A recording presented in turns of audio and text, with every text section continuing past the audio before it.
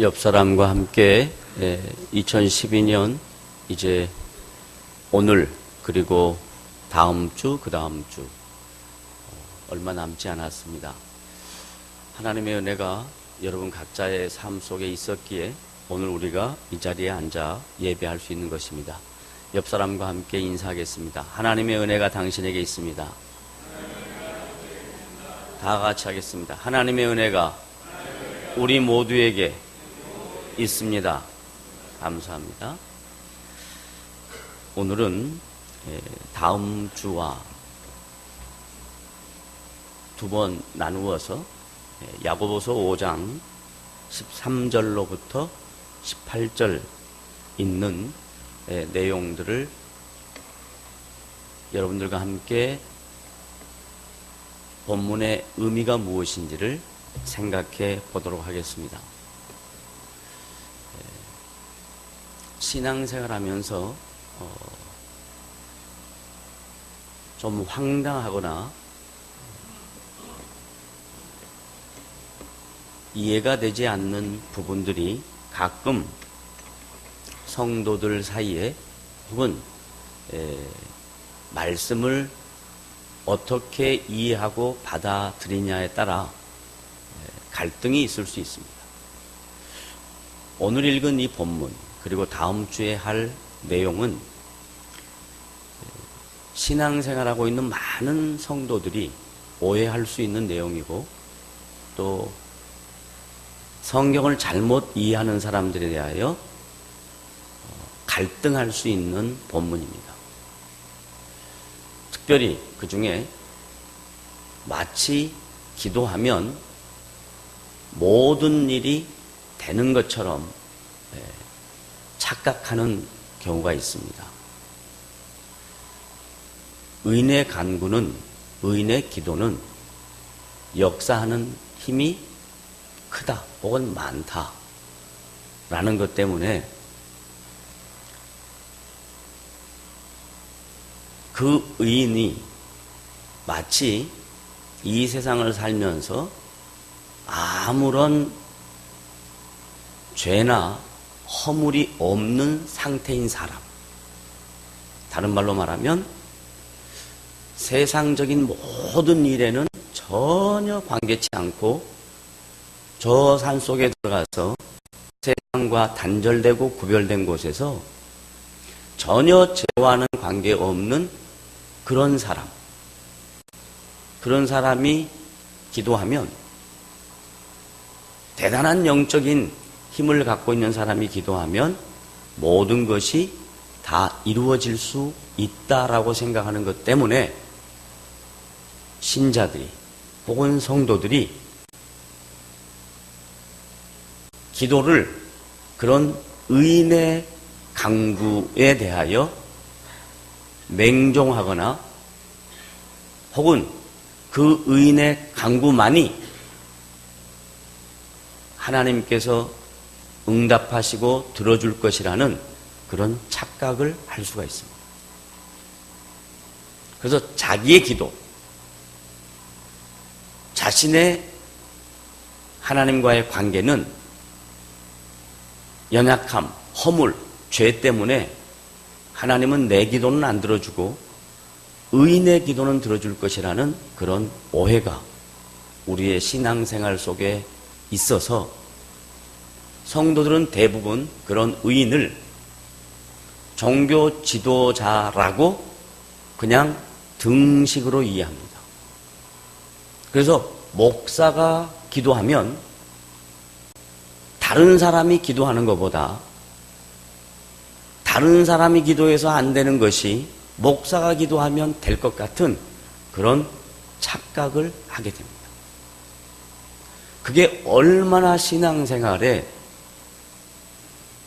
좋지 않는 영향을 끼치냐면, 신앙은 인격적인 것이고 신앙은 자발적인 것인데 이 신앙을 비인격적인 것이며 의존 것으로 바꿔버립니다. 여러분과 하나님 사이가 그리스도로 말미암아 인격적이다라는 것을 그 안에 의인이라는 영적 지도자를 딱 낍니다. 그래서 그가 중간자입니다.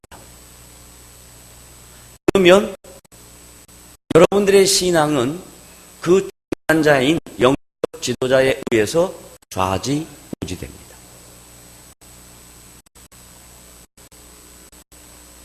이건 인격적이지 못합니다. 이건 비인격적인 것입니다. 그 다음 그 중간자인 영적 지도자가 기도해주면 뭔가 결과가 나타날 것이다 라는 것 때문에 항상 자신의 신앙을 그 사람에게 의존합니다. 그러다가 그 의인이라고 하는 영적 지도자라는 사람의 허물이나 연약함이나 부족함을 보게 되거나 만나게 되거나 듣게 되면 한순간에 여러분의 신앙은 와르르 무너집니다. 왜요? 의존적 신앙을 했거든요. 왜요? 비인격적인 신앙생활을 했거든요. 신앙생활은 어느 누구도 중간자가 필요 없습니다. 오직 성령 안에서 그리스도만이 여러분과 하나님의 사이를 잇는 중재자이십니다. 그러므로 중재자이신 그리스도, 그 그리스도가 성령으로 오셔서 여러분에게 계십니다. 그리고 그 성령이 여러분을 인격적으로 이끌어 가십니다. 그 성령이 여러분을 의존적으로 이끌어 가지 않고 자발적으로 여러분을 설득시키거나 항복시키는 것이 신앙생활입니다. 그래서 먼저 이 본문을 이해하기 전에 이런 서론적인 내용을 잠깐 나누고 그 다음 또 다른 서론적인 내용 하나 더 생각합니다. 여러분이 성경을 볼 때 한글로 기록되어 있기 때문에 그냥 한글에 기록된 내용을 직접 적용을 하면 많은 오해가 생깁니다. 이 한글로 기록된 이 말씀은 지금부터 약 1950년 전에 기록된 말씀입니다. 그리고 이 말씀은 초대교회 성도들에게 1차적으로 준 말씀입니다. 초대교회 성도와 우리의 상황은 완전히 다릅니다. 우리는 지금 자유롭게 신앙생활하고 있습니다. 교회 오고 싶으면 오고 가기 싫으면 안 가면 됩니다. 누가 그 일에 방해를 하거나 그 일을 부추기지 않습니다. 그러나 1950년 전에 초대교회는 교회 가는 것 때문에 자기 생명에, 자기 삶에 다양한 문제와 고통과 어려움이 있을 수밖에 없습니다. 그런 분들이 지금 신앙생활을 하고 있습니다. 그 신앙생활하고 있는 초대교회 성도들을 권면하려고 사도 야고보가 이 말을 썼단 말이에요. 그러니까 지금 오늘 우리가 이 말을 읽을 때 이 말의 내용이 지금 신앙생활하고 있는 저와 여러분에게 직접적으로 연관되는 것이 아닙니다. 왜? 다음 주에도 이어서 할 내용이니까 간단하게 설명하면 지금은 일산에도 대형 종합병원이 있습니다. 제가 어떻게 이렇게 설명할 수는 없고요. D병원, P병원, I병원, 여기서 I라는 건 L 이니셜입니다. 이런 병원들이 우리가 살아가는 삶의 영역 속에 다 있습니다. 훌륭한 의사들이 있습니다. 훌륭한 의료기구가 있습니다. 기자재가 있습니다. 그런데 이 말씀을 그대로 적용해서 병이 들면 장로, 여기서 말하는 장로는 또 지금 우리 시대에 교회에서 교회에 상회되는 노회라는 곳에서 장립하는 장로에게 안수례해서 세운 장로를 가리키지 않습니다. 여기서 장로는 초대교회의 영적 리더십을 갖고 많은 사람들에게 덕망을 받는 분을 가리킵니다. 그런데 지금 한국교회 장로님들은 덕망 받는 분이 참 많았으면 좋겠습니다. 얼마 안 있으면 임기를 마칠 17대 대통령이신, 그리고 며칠 후면 임기를 마칠 이명박 대통령 장로님이셨습니다. 그분 모셔다가 아픈 분들 기도받기를 원하시는 분 계십니까? 이거 아니거든요. 그러면 대통령만 얘기하는 걸까요? 그러지 않습니다. 인생을 살다 보면 실수할 수 있습니다. 그리고 남에게 잘못을 혹은 해를 끼칠 수 있습니다. 그래서 학교라고 얘기하는 철장 갇힌 학교에 가면 장로님들 굉장히 많이 계십니다. 그분들 불러다가 기름 바르고 기도할까요? 그런 얘기가 아니죠. 지금 사도 야고보가 이 말을 기록할 때 초대교회 성도들을 신앙생활을 잘할 수 있도록 권유하고 남은 인생을 하나님 앞에 살 수 있도록 권면하기 위해서 쓴 말이에요. 그 중에 부가문문으로 3가지를 이야기합니다. 인생을 살다 보면 어려운 일이 있다. 이걸 고통이라고 이야기합니다. 인생을 살다 보면 즐거운 일이 있다. 해피한 일이 있다. 행복한 일. 인생을 살다 보면 아픈 일이 있다. 라고 이야기합니다. 그래서 크게 3가지로 대비를 했습니다. 고통당할 때가 있다. 즐거울 때가 있다. 아플 때가 있다. 라고 이야기합니다. 그러면 고통과 즐거움은 동전의 양면입니다. 전도서 3장에 가면 천하범사에 기한이 있고 목적이 이룰 때가 있다라고 합니다. 그래서 이 때를 2가지로 이야기합니다. 예를 들면 날 때가 있다, 죽을 때가 있다. 그러니까 날 때, 출생할 때 좋은 거죠. 죽을 때 슬픈 거죠. 그 인생에는 동전의 양면이 있다. 항상 좋은 일만 있는 게 아니다. 이 말이에요. 인생은 굴곡이 있다. 롤러코스터와 같다. 신앙생활도 마찬가지로 롤러코스터를 타는 것과 같다라고 얘기합니다. 그런데 롤러코스터를 혼자 타냐? 아니면 그 긴박하고 긴장하고 스릴 넘치는 이 인생의 롤러코스터에 나와 함께 하시는 분과 함께 가냐? 이 차이가 있다. 이 말이에요.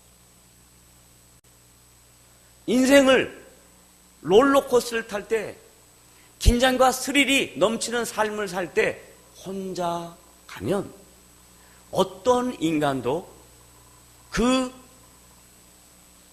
삶의 당면한 여러 가지 문제들 앞에서 담대하게 살 수 없다. 왜? 인간은 연약한 존재니까. 그러나 초대교회 성도들에게 여러 가지 인생의 어려운 문제와 다양한 삶의 방편들이 있을 때 너희들은 혼자가 아니다.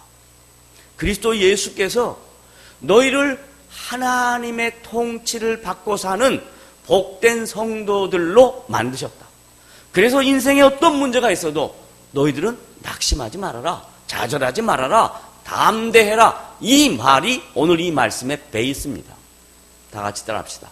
인생에 어떤 문제가 있어도 나 혼자 사는 것이 아니라 나와 함께 하신 주님과 함께 산다. 이것이 전제가 돼 있어야 돼요. 이게 이제 신앙생활하는 사람들의 삶의 가치관입니다. 세상 사람들도 분명히 롤러코스터가 있는데 그들은 주님과 함께 살지 않고 자기 혼자 사니까 그 인생의 문제를 자기 스스로 처리하려고 합니다. 그런데 성도에게는 그 인생의 문제를 자기 스스로 처리하지 말고 이제 그 권면입니다. 그 지혜의 말씀입니다. 자, 내려가는 인생, 고통이 있느냐라고 묻습니다. 다른 말로 말하면 성경은 신앙생활하는 하나님의 백성들의 인생 속에 고통이 있다라고 얘기합니까? 없다라고 얘기합니까? 자, 지금부터 제가 투표를 하겠습니다. 있다라고 생각하신 분 손 드십시오. 안 드신 분 뭐예요? 다시. 내가 다른 거 안 물어봤네. 없다라고 생각하는 분 손 들어. 고통이 없다. 한 분도 안 계시네. 신자의 인생 속에 고통이 있습니다. 그 고통은 다양합니다. 그 고통 중에 제가 살아보니까 이건 저의 주관적인 경험입니다. 제가 살아보니까 그 고통 중에 가장 쉬운 고통이 뭐냐? 물질적인 것. 그런데 우리는 신앙생활하면서 가장 어려운 고통이 물질적인 거라고 생각합니다. 그런데 가장 쉬운 고통이 물질적인 거예요. 예를 들어볼게요.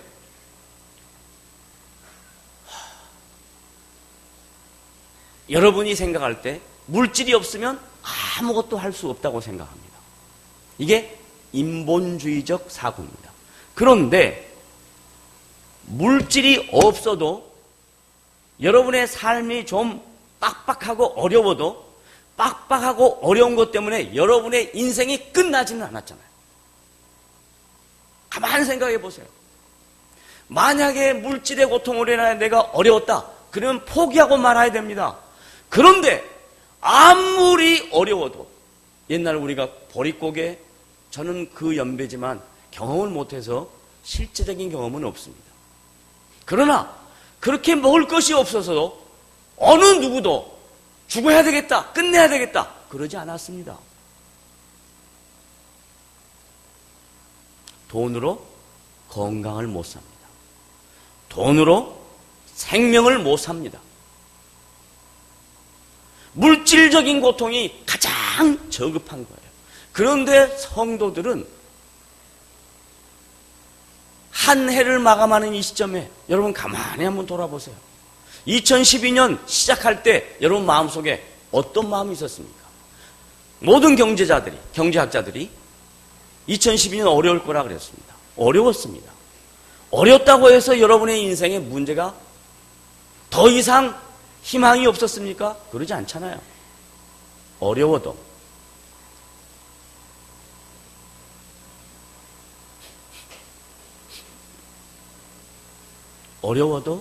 지나갔습니다. 한 해를 마감하면서 가만 돌아보면 매우 어려울 것이라고 생각했는데 그래도 여기까지 왔습니다. 이것처럼 내년에도 어려울 거라고 이야기합니다. 어떻게 정세가 변할지 전혀 예측할 수가 없습니다. 그러나 하나님은 2012년 하나님이나 2013년 하나님이나 동일하신 분인 것을 믿으시기를 바랍니다. 하나님은 여러분과 함께 하십니다. 따라합시다. 하나님은 어떻게 하신다? 나와 함께 하신다. 나와 함께 하신다. 다 같이 시작. 하나님은 나와 함께 하신다. 그런데 나와 함께 해도 어려움이 있다라고 이야기했잖아요. 고통이 있다라고 이야기했잖아요. 그러면 고통이 있을 때 반응하는 성도들의 반응이 고통이 오자마자 바로 오늘 말씀처럼 너희 중에 고통이 있는 자가 있느냐? 그럼 뭐 하라 그랬어요? 뭐 하라 그랬어요? 성경을 보세요. 뭐 하라 그랬어요? 크게 하세요. 크게. 뭐 하라고요? 뭐예요 이거? 다시 고통이 있을 때 뭐 하라고요? 기도하라는 말이에요. 얼마나 아이러니한지 보세요. 한국 교회가 기도가 불이 붙을 때가 언제였냐? 70년대 말부터 90년대 말까지 20년입니다. 이때는 어떤 때였냐면 하여간 눈 뜨고 일어나면 아파트 값이 오를 때입니다. 눈 뜨고 일어나면 뭐가 막 생기는 겁니다. 그럴 때요, 금요일 날 저녁에 박이 터졌습니다. 왜요? 왜요?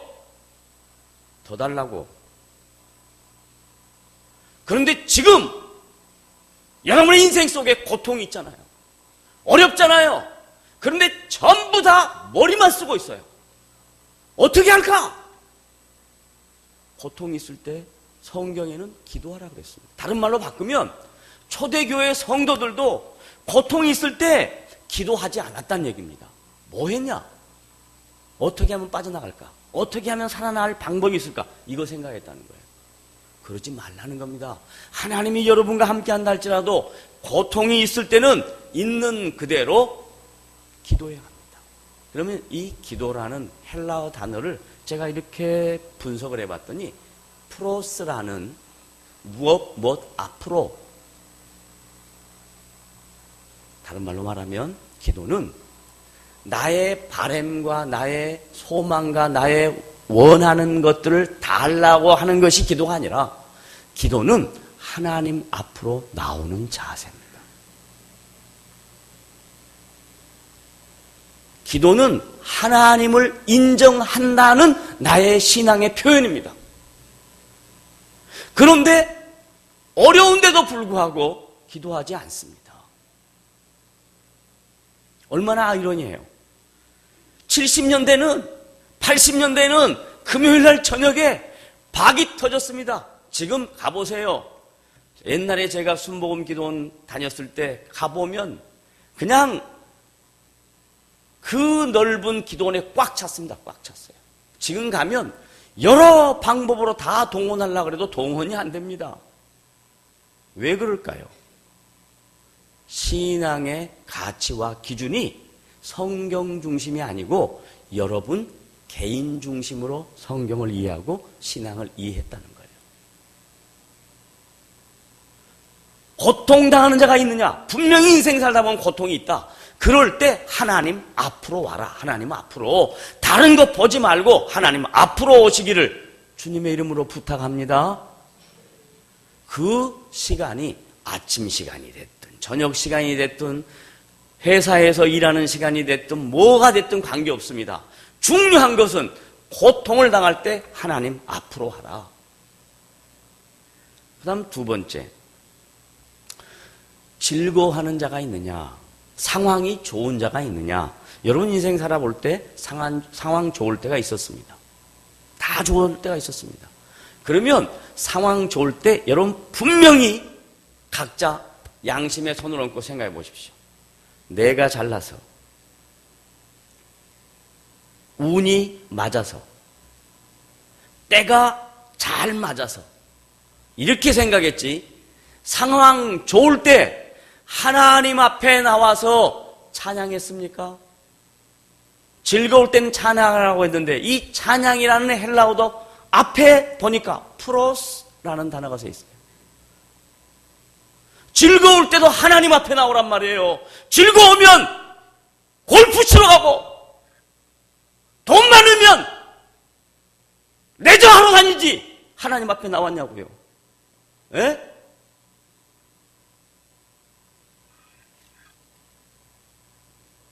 그랬냐고요. 그러면서 신앙생활 하는 가운데 조그만 사소한 일 가지고 아무것도 아닌 일 가지고 그냥 삼키고 찢고, 이게 신앙생활입니까? 신앙생활은 성경에서 이야기하는 대로 너희들이 고통당하는 때가 있을 것이다. 그럴 때 하나님은 앞으로 나와서 무릎을 꿇어라. 즐거울 때가 있었냐? 하나님 앞에 와서 감사해라. 영광을 돌려라. 이게 성경입니다. 제가 성도들의 신앙생활을 이렇게 양태를 봅니다. 정말 안타까운 것은 하나님은 분명히 살아계셔서 여러분을 높일 때가 있었습니다. 분명히 있었습니다. 그리고 앞으로도 있을 겁니다. 그런데 하나님이 여러분을 높여놨는데 여러분 전부 다 엉뚱한 짓 했더라고요. 다 엉뚱한 짓 했어요. 그래서 제가 이런 얘기 많이 하죠. 목사님, 한 방만 터지게 해주세요. 저는 그런 기도 안 한다니까요. 왜? 한 방 터지면 너희들의 인생이 더 웃기는 인생이 되는 거야. 그러니까 안 해. 한 방 터져가지고 약속 지킨 사람은 없더라 이 말이에요. 오늘 잘하라고요. 오늘 지금 아무리 어려워도, 아무리 고통스러워도, 아무리 즐거운 일이 있어도 조금만 나아지면 그냥 뭐 자기가 대단한 것이냐, 앞뒤도 안 보이고 눈높이도 없고 난리를 치죠. 성경은 이렇게 정확합니다. 우리를 압니다. 왜 아냐? 이스라엘 백성들을 하나님이 광야에 40년 동안 훈련을 시켜보면서 보니까 정말 외부에 적이 쳐들어오고 어려운 일이 생기면 하나님 앞에 와가지고 무릎 꿇어야 되는데 안 그러고요. 우상 만들고 앉았어요. 우상 만들고. 하나님이 다 좋은 거 주면 만나 처음 먹을 때는 좋았는데 그 다음 계속 만나가 오니까 이게 무슨 의미가 있는가? 애굽에서 고기 국 먹을 때가 좋았지 이런단 말이에요. 정확하게 성경은 하나님은 우리의 실존, 여러분의 상태, 여러분의 수준 정확하게 알고 있습니다. 그래서 권면하는 겁니다. 어려운 일이 있냐? 고통당하는 걸 있냐? 너희들이 누구에게, 의인에게 가지 말고 너 스스로 무릎을 꿇어라. 그리고 하나님 앞에 두 손을 들어라. 하나님의 은혜를 구해라. 그러면 살아계신 하나님이 내가 공중에 나는 새도 입히고 먹이시거든 하물며 너희일까 보냐. 이러한 믿음으로 나아갈 때 하나님은 고통당하는 여러분의 인생 속에 살아계신 하나님으로 계실 줄로 믿으시기를 바랍니다. 좋은 일이 있을 수 있습니다. 모두 다 어렵지 않습니다. 어려운 사람들 중에 나은 사람이 있습니다. 예를 들면 비가 많이 오면 우산 장사 잘 됩니다. 무더운 여름 날씨가 계속되면 아이스크림 장사 잘 됩니다. 다 죽으란 법 없습니다. 다른 말로 말하면 여러분의 인생 속에 항상 어려움만 있는 것이 아니라 좋은 일이 있을 수 있다 이 말이야. 좋은 일이 있을 때 그때 하나님 앞으로 나아오라고요. 네?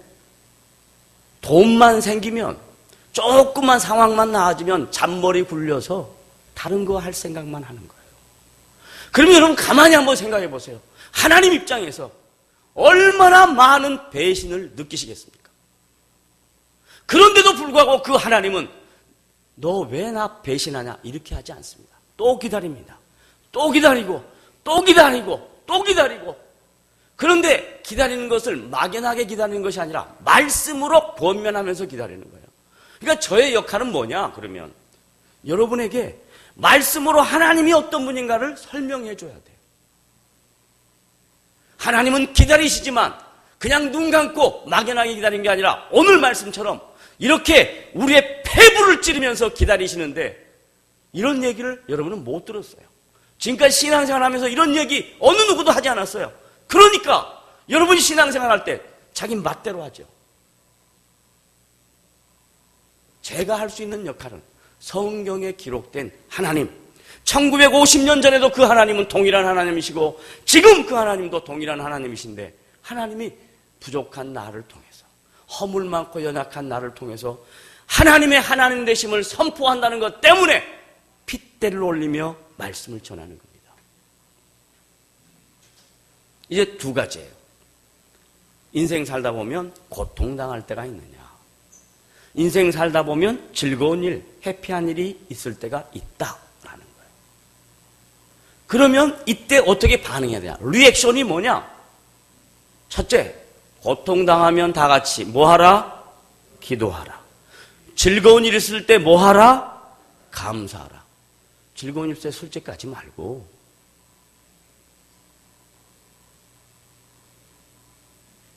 즐거운 일 있을 때 술집 가지 말고, 즐거운 일 있을 때 하나님 앞에 감사해 보라고요.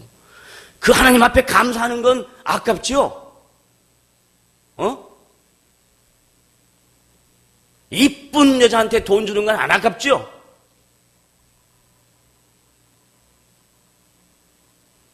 이게 신앙의 실체입니다. 우리의 모습입니다. 한 해의 마감을 하면서 여러분 스스로 각자에게 손을 얹고 생각을 해보십시오. 하나님은 살아계신 분이에요. 하나님은 지금도 일하시는 분이에요. 우리의 중심을 하시는 분이에요. 여러분의 심령의 깊은 곳까지 생각까지 다 통찰하시는 분이에요. 그런 하나님 앞에 우리가 어떻게 하겠습니까? 부족하면 부족하다고 그러는 거예요. 하나님 나는 안 됩니다. 맨날 이게 안 됩니다. 그래도 또 나오는 거예요. 왜? 될 때까지 그분이 기다려주신다 그랬습니까? 해보는 거예요. 날마다 여러분의 삶 속에 의지로 결단해야 될 다양한 일들이 있을 것입니다. 그럴 때 크게 대별하면 고난당할 때, 고통당할 때, 즐거울 때, 기쁠 때 딱 두 가지밖에 없습니다. 그 다음에 아플 때는 이제 다음 주에 얘기하기로 하고요. 그래서 전도서 기자인 솔로몬이 인생을 다 살아보고 마치 잘못 이해하면 전도서의 주제는 헛되고 헛되니 헛되고 헛되도다. 그래서 니힐리즘, 허무주의와 같은 것으로 잘못 이해할 수 있습니다. 그렇지 않습니다. 12장 마지막 결론에 가보면 청년들아, 청년의 때에 창조주 여호와 하나님을 기억하라 그러거든요. 그것은 유스 청년을 얘기하는 게 아니고 인생들이 자기가 자기를 의지하고 살아갈 그때에 자기를 의지하지 말고 창조주인 하나님을 기억하고 그 하나님을 의지하라. 그것이 참된 인생의 복이다. 이 얘기를 하기 위해서 창조주 하나님을 기억하지 않고 섬기지 않는 그 모든 것은 헛것이다. In vain. Nothing. 아무것도 없다. 그거 강조하기 위해서 헛되고 헛되니 헛되고 헛되도다 그랬지. 전도서 보니까 전부 다 헛되다 그랬으니 목사님 인생은 헛된 거예요. 아 이런 헛된 인생만 대충 살다가 말지. 이건 인본주의의 생각입니다. 성경을 잘 보면 12장의 마지막 결론의 장에서 청년들아 청년의 때에 창조주 여호와를 기억하라. 그럼 이 청년의 때가 뭐냐? 지금 오늘 여러분이 살고 있는 인생입니다. 이때 고난 혹은 행복. 그렇습니다. 이걸 전도서 7장 14절 띄워주세요. 전도서 7장 14절.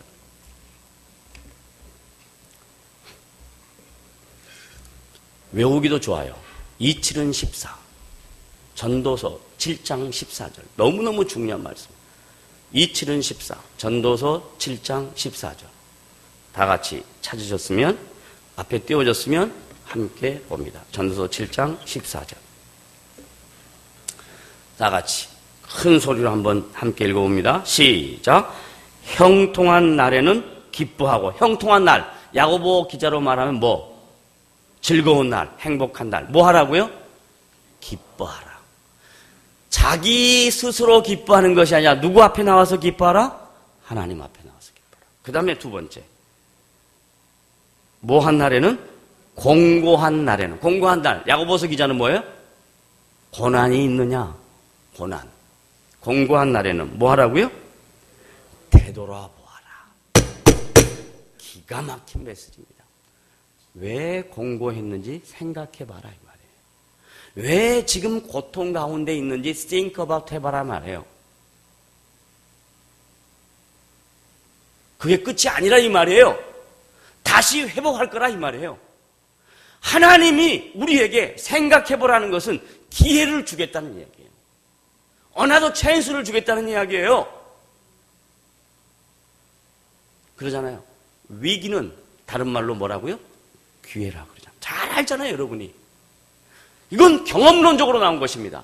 그런데 성경에는 공고한 날에 되돌아보라 이 말은 옛날 과거 생각해보라 그 말이 아니라 되돌아서 다시 생각해라 이 말이에요. 다시 생각해라. 왜? 하나님 우리에게 다시 기회를 주실 것이다 이 말이에요. 왜 그렇게 하셨냐? 인생에. 그 다음 두 번째. 형통한 날에는 기뻐하고 공고한 날에는 되돌아보아라. 다 같이 이 두 가지를 시작. 이 두 가지를 하나님이 기가 막힌 단어 뭐? 병행. 다른 말로 말하면 롤러코스터가 있다 없다? 있다. 병행. 둘이 항상 동전의 양면처럼 있다 이 말이에요. 그래서 돈 많은 집에는 맨날 웃음꽃만 필 것 같죠. 가보세요. 그러지 않습니다. 그 다음에 돈 없는 사람들한테는 맨날 싸움만 있을 것 같죠. 그러지 않습니다. 모 방송국에서 어떤 프로그램에 미국 경제가 무너지는 단면, 중산층이 한순간에 깨져서 하우스푸어뿐만 아니라 차를 몰고 다니면서 먹고 자고 그리고 하루 일 나가는 그런 것을 그리는 모습. 그러니까 자본주의의 폐해, 그것을 적나라하게 보여주고 그 다음 저쪽 원주민들이 300명이 살고 있는데 같이 공동체에서 먹을 것 탐하지 않고 마치 추장과 같은 분이 먹을 것 딱딱딱딱 해주면 그거 받아가지고 가서 먹는 사람들 즐거워하는 모습. 추장이 나눠주는 그 음식 먹고 받아가지고 왼종일 춤추면서 좋아하는 모습. 여러분, 이게 인생의 양면성입니다. 하나님이 이 두 가지를 병행하게 했습니다. 분명히 여러분의 인생 속에 잘 나갔을 때 분명히 있었습니다. 만약에 그게 없었다면 앞으로 잘 나갈 겁니다. 목사님 다 늙었는데요? 아니요. 그러면 당신의 인생 그 후대에 있어요. 성경에 보니까 하나님의 약속은 당대에 이루어지는 경우가 많지 않아요. 후대에 시간을 두고 이루어지는 경우가 훨씬 많더라고요. 걱정하지 마세요. 분명히 롤러코스터는 있습니다. 하나님이 이 두 가지를 병행하게 했습니다. 왜? 왜 그랬냐? 그 다음 이 두 가지를 하나님이 병행하사 한 목적에 다 같이 시작. 사람이 그의 장래일을 능히 헤아려 알지 못하게 하셨느니라. 내 미래 안다 모른다? 모른다. 스펙 쌓으면 될 거라고 생각하는 것은 인본주의의 가장 극치입니다. 스펙? 이게 뭐가 중요한데요? 절대 중요하지 않습니다. 하나님 앞에 내 인생을 맡기고 그 하나님 앞에 살아가는 인생, 하나님이 분명히 그의 인생을 이끌어 갈 겁니다. 그 어줍지 않은 스펙 쌓아가지고 우리 식구는 어떻고 우리 어쩌고는 저쩌고 그런 씨잘데기 없는 소리는요, 신앙인이 할 얘기가 아니에요. 그런 얘기 하는 순간부터 뭐냐면 난 신앙인이 아니다라는 얘기예요. 왜? 난 스펙 갖고 사니까. 이 안타까운 인생들아, 스펙 갖고 살 수 있는 인생이라면 인생이 어렵지가 않습니다. 예? 내 뜻대로 된 인생이 있었어요? 없습니다. 하나님이 이 두 가지를 병행하사 사람이 그의 장래 일을 알지 못하게 하셨다. 다른 말로 말하면 내 장래는 하나님 손에 달렸다. 왜 내 장래가 스펙에 달렸습니까? 내 장래는, 내 인생은 하나님 손에 달렸다. 이런 믿음으로 살아야지. 2013년도 어렵다는 둥, 젖었다는 둥, 어떻게 된다는 둥, 만다는 둥. 그건 신자들이 가져야 될 신앙의 자태가 아닙니다. 여러분의 신앙의 자태는 내 인생의 앞날은 하나님 손에 달렸으니 그저 공고할 때 기도하자. 형통할 때, 좋을 때 하나님 앞에 나와서 감사하자. 이 두 가지 너무 단순한 신앙의 논리입니다. 신앙은 복잡하지 않습니다. 신앙은 매우 단순합니다. 어려울 때 기도하자. 잘 나갈 때 감사하자. 이제 마지막 말씀 정리만 하고 끝납니다. 제가 어젯밤에 못 잤거든요. 못 잤기 때문에 이렇게 큰 소리가 나오는 거예요. 죄송합니다. 자, 따라 하십시오. 어려울 때 뭐 하자? 기도하자. 잊지 마시고 돌아가서 잊지 마세요. 잘 나갈 때 뭐 하자? 감사하자. 이 두 가지만 정확하게 정리가 되면 내 인생 하나님의 손에 있다는 것 분명하게 믿고 갈 수 있습니다. 이 두 가지가 정리가 안 되면 내가 뭘 해야 된다고 생각해요. 내가 뭘 만들어야 뭐가 된다고 생각해요. 그러지 마세요. 그러지 마세요. 공부 못하면 공부 못한 대로, 똑똑하지 못하면 똑똑하지 못한 대로 가면 되지. 공부는 못한다고 공부 못한 나는 더 열받는데 그 나를 낳아주신 사랑하는 부모님께서 공부 못한다고 받고 누구 닮았냐 그러고 그럼 어떻게 할까요? 난 예수 믿기 전에 그 이야기 너무 많이 들었어요. 네 아빠는 그렇게 공부를 잘했는데 넌 누구 닮았냐? 그러면 누구 닮은 거예요? 엄마 닮은 거잖아. 그럼 듣는 우리 엄마 열받아요? 안 열받아요? 열받잖아요. 그런데 예수 믿고 난 다음에 공부를 잘하더라고요. 그럼 또 누구 닮았냐 그래요? 그럼 누구 닮은 거예요? 웃기는 소리 하고 하나님이 나에게 지혜를 주셨어요. 하나님이 나에게 지혜를 주셨어요. 하나님이 저에게 지혜를 주셨습니다. 내가 공부하지 않은 것, 내가 알지 못한 것 하나님이 알게 하셨고 깨닫게 하셨습니다. 그래서 여기 서 있지. 내가 스펙 쌓아서 여기 있는 줄 아십니까? 하나님이 저에게 지혜를 주셨어요. 기가 막힌 기억력을 다시 회복시키셨어요. 하나 배우면 10개 깨달을 수 있는 지혜를 주셨어요. 이게 누구의 몫입니까? 저의 노력입니까? 아닙니다. 하나님의 은혜입니다. 그분이 내 장래를 지고 계셨습니다. 그분이 내 인생을 이끌어 오셨습니다. 그분이 앞으로 내 인생을 이끌어 가실 것입니다. 왜 여러분의 인생을 여러분이 이끌려고 그렇게 고민하고 갈등하십니까? 다 내려놓고 아버지 지금 고난 중에 있거든요. 주여 손들고 기도하니 하나님 역사하십시오. 그리할 때 살아계신 하나님이 여러분의 인생 속에 나타나셔서 그래 내가 너에게 힘을 주마 하는 그런 놀라운 체험을 하는 복된 성도 되시기를 바랍니다. 혹 감사할 분 계시면 꼽을 치지 마시고 더 많이 감사하시면 허벌나게 하나님이 더 주신다는 거 아시기를 바랍니다. 그거 모르면 요만큼 신앙이 있고 그 다음 또 다 망해먹는 거예요. 하나님은 저에게 그런 분별력을 허락하셨습니다. 그래서 이 말씀에 대한 이해가 분명합니다. 두 가지를 병행하게 하사 사람이 그의 장래일을 알지 못하게 하셨느니라. 이 놀라운 전도서 기자의 솔로몬 왕의 이 놀라운 이 메시지는 지금 이 현대를 살아가는 저와 여러분에게 너무너무 중요한 말씀이에요. 이 말씀으로 주님 이번 주 한 주간 또 살아갑니다. 내 장래일 잘 몰라도 하나님 성실하게 살게요. 하나님 어려울 때 주님 앞에 기도합니다. 하나님 좋은 일 있을 때 감사합니다. 주여 역사하시옵소서. 그렇게 나가는 인생 하나님이 그의 길을 평탄되도록 만드시고 하나님의 하나님 되심을 많은 사람들 앞에 드러내는 복된 성도 복된 교회 되시기를 주님의 이름으로 부탁을 드립니다. 기도하겠습니다. 하나님 아버지 감사합니다. 오늘도 우리에게 귀한 말씀으로 우리를 격려하셨습니다. 이 말씀 잘 듣고 우리의 심령과 우리의 뇌리 속에 받게 하셔서 가치관의 변화와 마음 상태의 변화와 행동의 변화가 있게 하심으로 우리의 장래가 하나님의 손 아래 있다는 것을 잊지 않는 복된 성도들 되도록 도와주시옵소서.